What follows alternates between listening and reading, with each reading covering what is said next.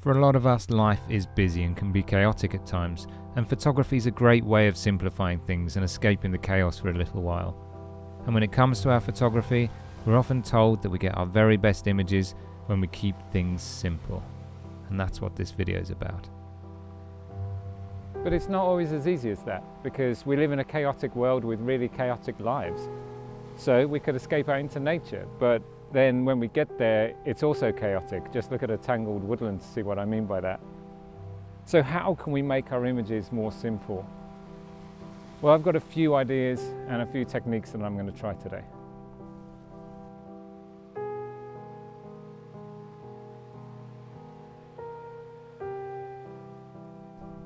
My first tip is what's brought me here today, and that's to find a very obvious focal point or subject.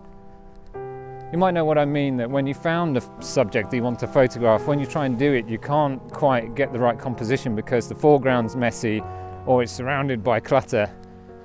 Well, when you find an obvious subject, then you eliminate a lot of that hard work.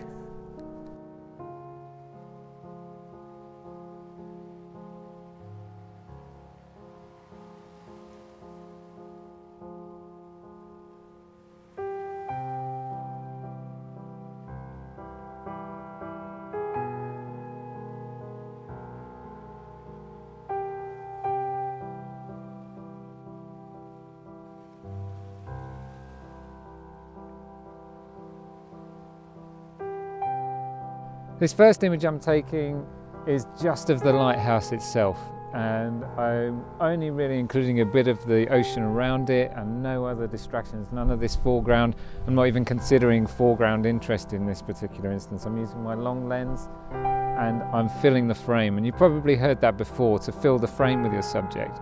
But when you do that, you are eliminating any other distraction. It's very obvious what the photograph is of, what it's about.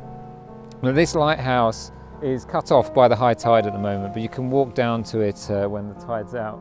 But right now it's got the ocean in and I don't have any rocks or anything.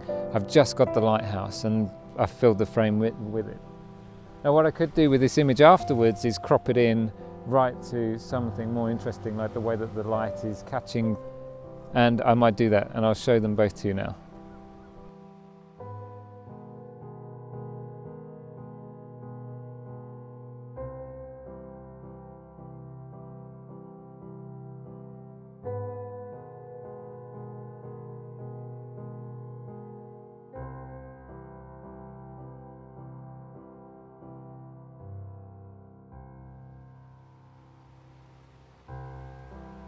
Now, one thing that could be said for that last image is that the texture of the waves was actually a little bit of a distraction maybe.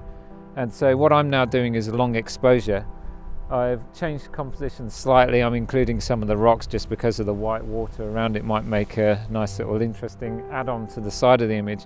But with a 40-second exposure, it's going to smooth these waves out nicely, and then it's going to be a bit more of a uniform background.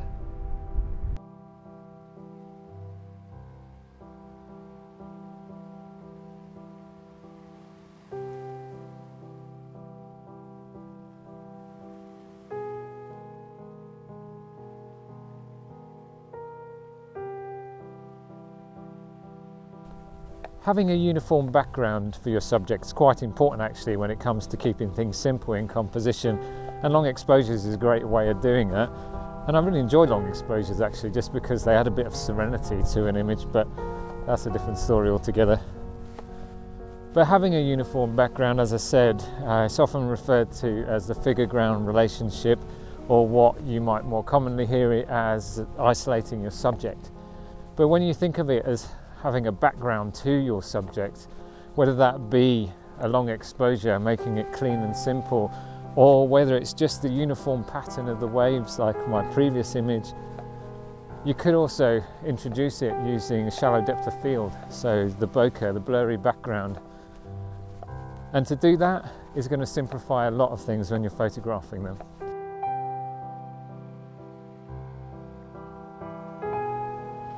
So there's something about the coast and the ocean that I really love, and I've talked about it in a previous video, but it's just how open it is and how much hope and optimism there is in having this great big expanse with nothing standing in your way.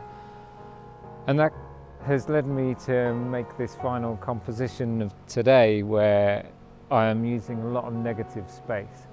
So negative space is something that some people love or some people hate, but here I'm using it to simplify the image, in that I am opening up most of the image to virtually nothing apart from the ocean and the sky and a few of the pastel colours that are forming there.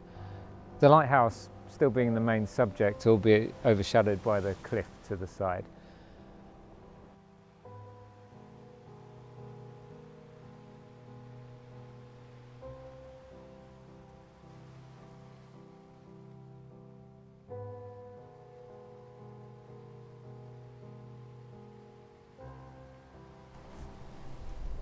Well, I hope you found those tips useful. Some of them might have been obvious, some of them less so. And if you've got any other tips on how to simplify a composition, then leave them in the comments down below so that others can see them. Just to recap what I've spoken about here, simplifying things isn't always easy, but you can make it easier for yourself by finding a very obvious subject or focal point. And then once you've found that subject, then you can eliminate some of the distraction around it by filling the frame or getting in really close and focusing on the details that caught your eye in the first place. And then you want to work on separating the subject from the background in some sort of way. Remember the figure-ground relationship, or isolating the subject. However you do it, whether it's with long exposures or shallow depth of field. And then you can try using a bit of negative space too, like I've done this evening. But the reason I do that is that there's something about the sea which just always feels a lot more simple. I've spoken about it before, that there's nothing on the horizon, there's nothing obstructing your view or getting in your way.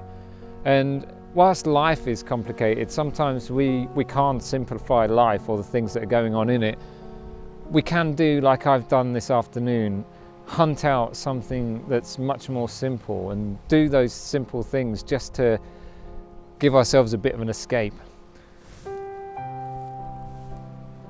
Now, if this is the first time that you've watched one of my videos, then please consider going and looking at some of my other content, and if you like what you see, then subscribe to my channel and ring the bell so that you get notified every time I put an upload out.